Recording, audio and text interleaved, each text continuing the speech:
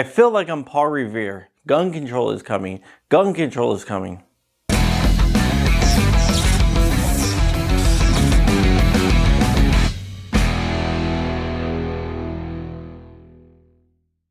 What's up, Wolverines, and welcome back to the channel. Today we are sponsored by 1776 Supply Co.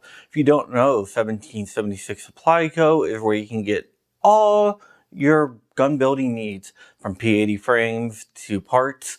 1776 Supply Co. has you hooked up. Whether you're 3D printing or building on a P80, go to 1776 Supply Co. Alright guys, if you don't know who I am, my name is John Crump. I'm an investigative journalist, and I keep an eye on the ATF and guns in general.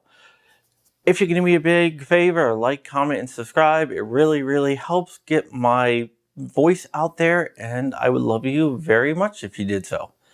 Okay, before we get started, big shout out to my boys in Rhode Island.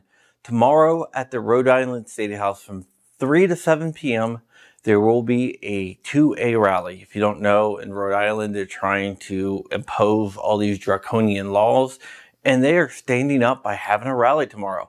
So if you're in Rhode Island or in the surrounding area, go to the Rhode Island State House between 3 and 7 p.m. Today's video is about a bunch of gun bills that are coming down in Congress, and we're going to rank them from most likely to secede to less likely to secede, and then I'm going to tell you what you can do to prevent any of them from passing.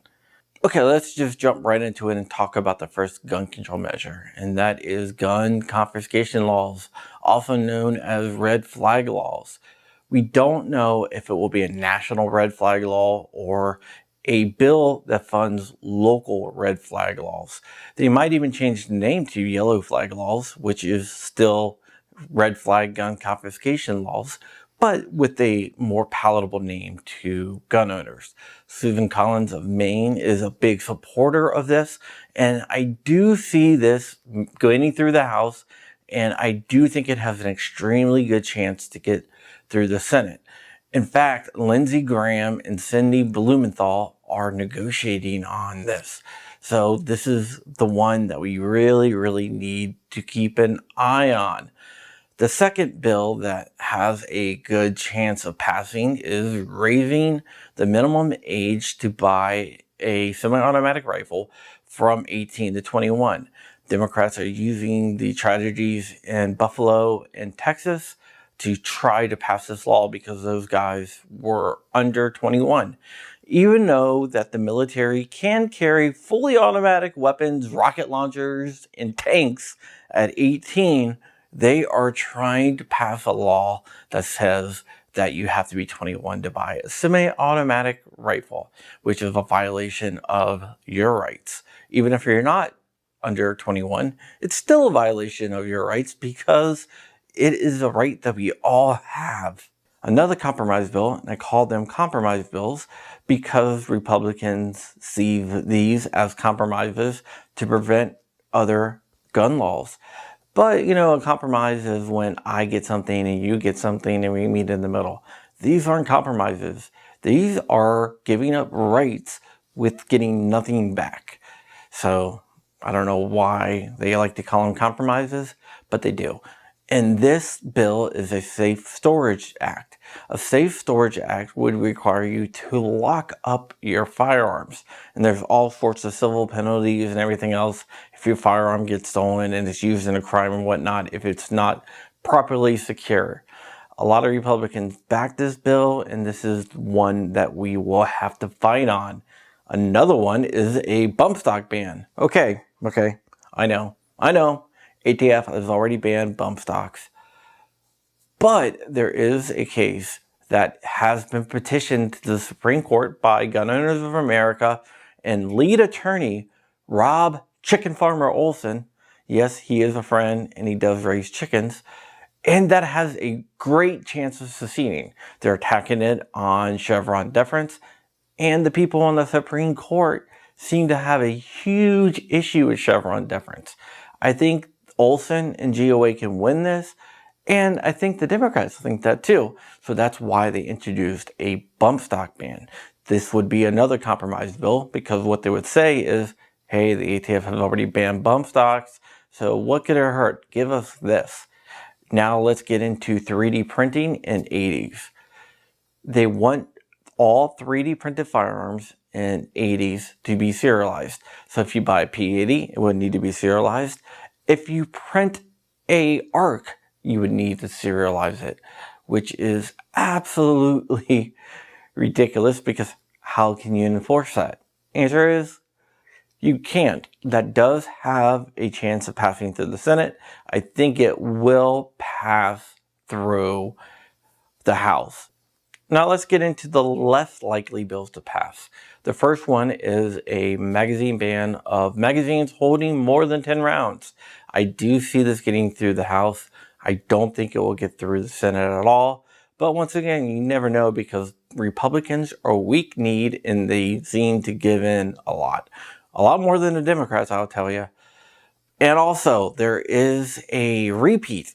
The repeat is a remake of the 1994 assault weapons ban. Yes, they want to bring that back, even though the DOJ under Obama said it didn't do any good, and the DOJ under Clinton said it didn't do any good, but yet they want to bring it back. This is a sacrificial lamb. So the magazine ban and the assault weapons ban are a sacrificial lamb. What I mean by that is the Democrats are going to say, we'll take off these two bills if you give us these other ones. So I see these as a sacrificial lamb. But not all hope is lost. We can fight back.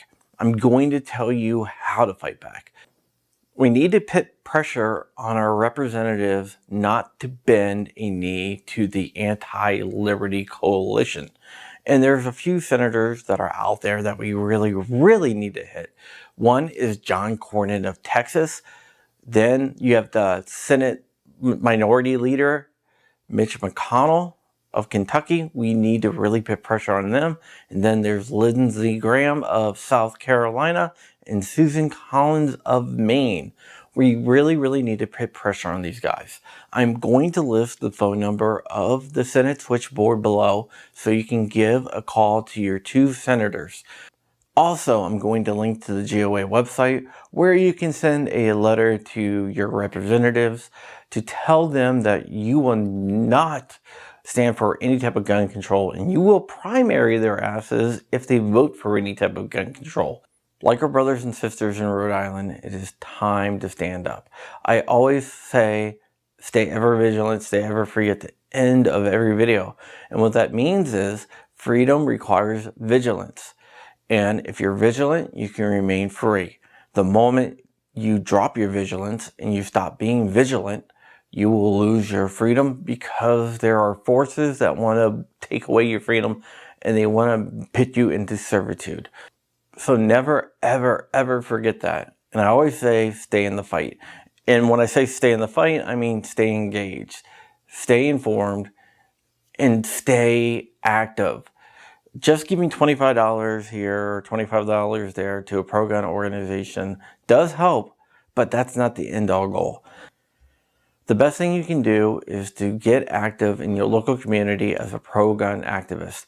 Then get active on the national level as a pro-gun activist. What you can do is put pressure on your representatives to enact pro-gun laws, such as the Hearing Protection Act, and protect against the anti-freedom laws that I have listed here. That is what staying in the fight means to me. So I'm going to say it at the end of this video like I always do. Stay ever vigilant, stay ever free, keep in the fight. I am out of here. Wolverine's